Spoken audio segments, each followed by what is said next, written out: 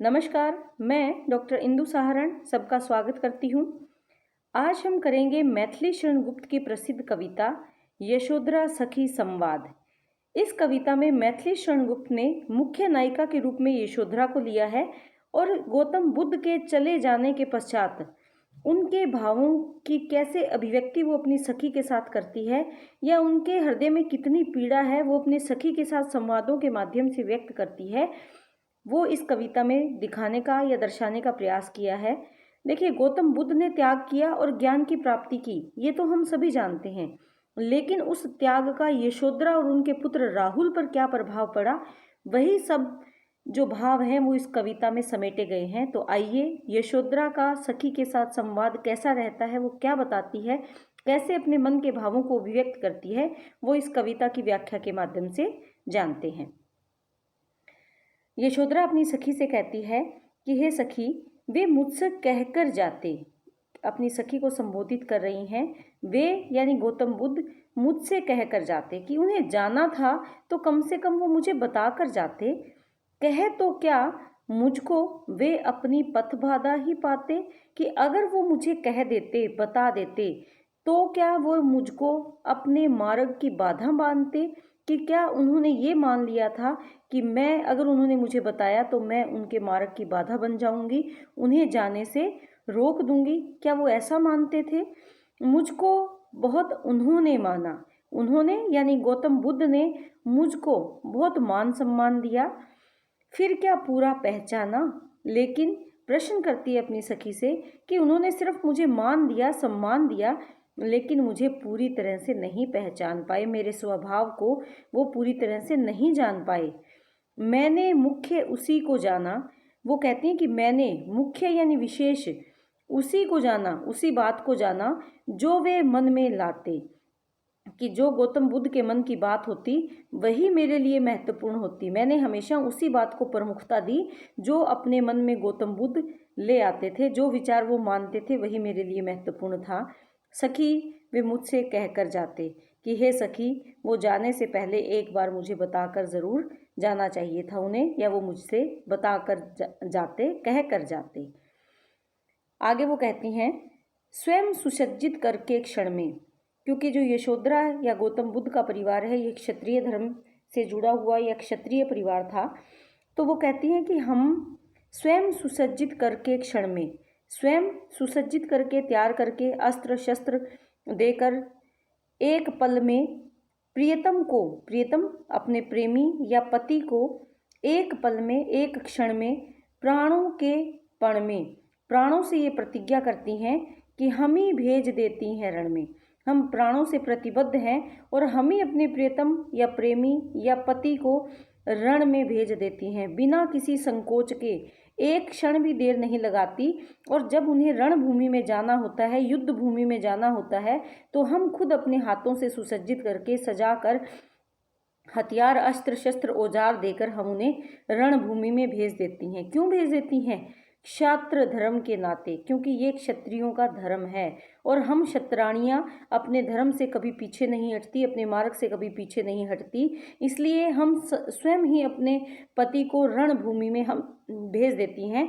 वो ये बताना चाहती है इस बात के माध्यम से कि वो जानती हैं कि उनके पति रणभूमि में सुरक्षित नहीं है, किसी भी समय वो मृत्यु उनके नज़दीक आ सकती है, परंतु फिर भी बिना किसी झिझक के वो प्रतिज्ञा करती हैं कि वो अपने प्रियतम को, अपने प्रेमी को, अपने पति को रणभूमि में स्वयं सुसज्जित करके भेज देंगी।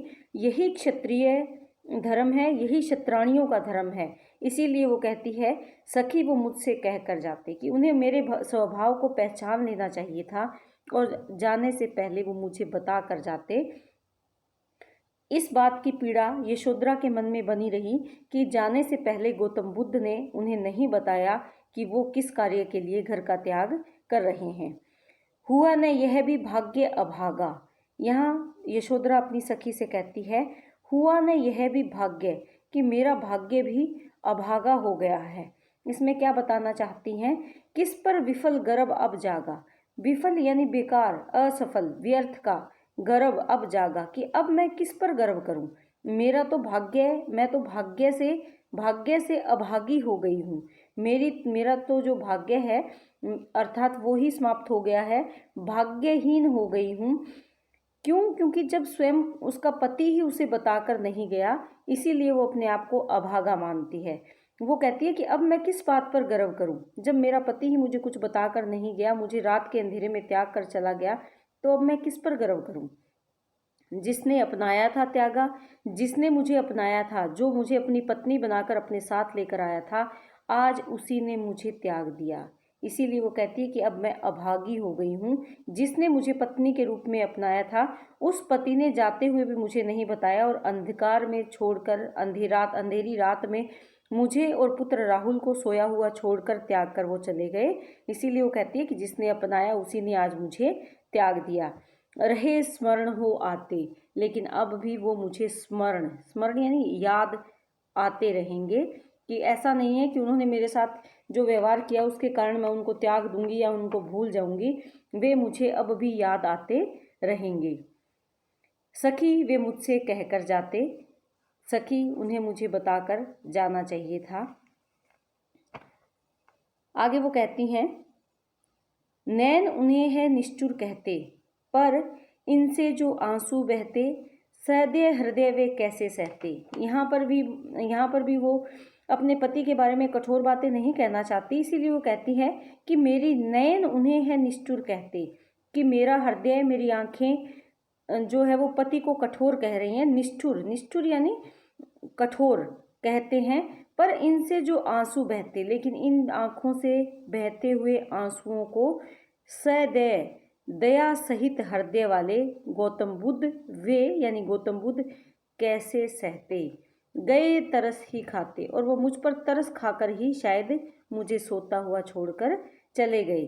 वो क्या बताना चाहती है कि मेरी आंखें उन्हें ज़रूर निष्ठुर कह रही है, क्योंकि मेरी आंखें रो रो कर उनको निष्ठुर कह रही है, उन पर उलाहना दे रही है उन्हें कि वो मुझे बता कर नहीं गए।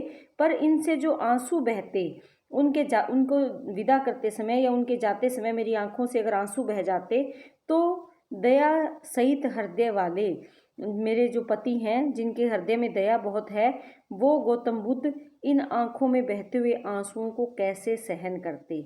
इसीलिए गए हैं तरस खाते, वो मुझ पर ही तरस खाए, उन्होंने मुझ पर दया दिखाई है और वो मुझ पर तरस खाकर बिना बताए चले गए हैं। सखी वे मुझसे कहकर जाते कि हे सखी, उन्हें फिर भी मुझे बताकर जाना चाहिए था। आगे वो कामना करती है अपने पति के लिए कि जाएं सिद्धि पावें वे सुख से, कि जहाँ भी जाएं उन्हें सिद्धि और सुख, जिस कार्य को प्राप्त करने के लिए, जिस उद्देश्य को लेकर गए हैं, वो उनका सिद्ध हो, वो सिद्धि प्राप्त करें, सफलता प्राप्त करें। जिस सत्य और ज्ञान की खोज में गए हैं वो उन्हें प्राप्त हो और वो अपना जीवन सुख से व्यतीत करें, दुखी न हो इस जन के दुख से। और वो आगे कहती है कि दुखी न हो इस जन के, अर्थात वो ये मानती है कि जहाँ भी वो रहें सुखपूर्वक रहें और हम लोगों की वजह से वो कभी दुखी ना हो, उन्हें कभी दुख प्राप्त ना हो। किसके कारण? खुद के कारण और उनके पुत्र के कारण या परिजनों के कारण उन्हें कभी दुख ना मिले। उपालंब दूं मैं किस मुख से, वो कहती कि मैं किस मुख से उपालंब दूं, उल्हाना दूं, उन्हें किस मुख से उल्हाना दूं, अर्थात मैं उन्हें उल्हाना में नहीं दे सकती। उनको सत्य की प्राप्ति करने का पूरा अधिकार है, अर्थात अपने जीवन के उद्देश्य को प्राप्त करने का उन्हें पूरा अधिकार है। इसीलिए मैं उन्हें कोई उपालंब नहीं देना चाहती, कोई उल्हाना नहीं देना चाहती। आज अधिक वे भाते, भाते यानी अच्छे लगते हैं। आज जब वो मुझसे दूर चले गए हैं, मैं उनके लिए कटु वचन तो बोल रही हूँ, उनके लिए बोल रही हूँ कि वो मुझे बताकर जाते, और क्यों बताकर नहीं गए, उन्होंने मुझ पर भरोसा क्यों नहीं किया। लेकिन फिर भी वो कहती हैं कि आज जब वो मुझसे बहुत दूर चले गए हैं, तो मेरे हृदय में उनके प्रति प्रेम और सम्मान के भाव और ज़्यादा बढ़ गए हैं, अर्थात अब दूर जाने के बाद वो मुझे और भी अच्छे लगते हैं। सखी वे मुझसे कहकर जाते, हे सखी, लेकिन फिर भी उन्हें मुझे बताकर जाना चाहिए था। ये पीड़ा यशोधरा के हृदय में शायद हमेशा बनी रही, और इसी पीड़ा को मैथिली शरण गुप्त जी सामान्य जन तक पहुंचाना चाहते हैं कि जो प्रसिद्धि प्राप्त करता है उसके पीछे जो रह जाते हैं उनका त्याग कोई नहीं देखता। उसी भाव को दिखाने के लिए यशोधरा को मुख्य नायिका के रूप में लिया गया है और इस कविता की रचना की गई है। उम्मीद करती हूँ ये छोटी सी कविता है, भावों से युक्त कविता है। इस कविता में जो गुण है वो प्रसाद गुण है और रस करुण रस है। ये आप ध्यान में रखेंगे। सरल साधारण बोली का इसमें इस्तेमाल किया गया है। जो भी अलंकार हैं आए हैं वो सहज और स्वाभाविक रूप से अलंकार आ गए हैं इसमें। उसमें किसी विशेष तौर पर अलंकारों को चयनित करके इसमें नहीं डाला गया है। तो ये एक सहज सरल और सरल भावों की कविता कही जा सकती है। उम्मीद करती हूँ आप इस कविता को बहुत अच्छे से कर पाएंगे। बहुत बहुत धन्यवाद।